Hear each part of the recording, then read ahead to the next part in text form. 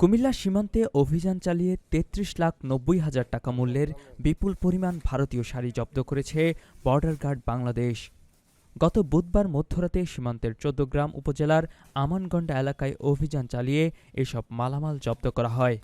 শুক্রবার দুপুরে ১০ বিজিবির পক্ষ থেকে গণমাধ্যমকে বিষয়টি নিশ্চিত করা হয়েছে।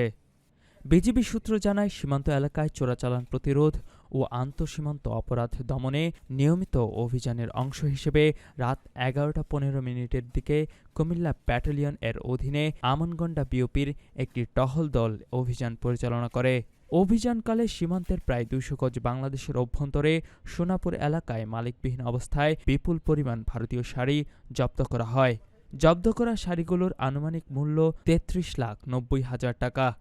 বিজিবি জানায়, জব্দ করা ভারতীয় শাড়িগুলো বিধি অনুযায়ী কাস্টমস কর্তৃপক্ষের কাছে জমা দেওয়া হবে। সীমান্ত এলাকায় চোরাচালান প্রতিরোধে বিজিবির অভিযান অব্যাহত থাকবে।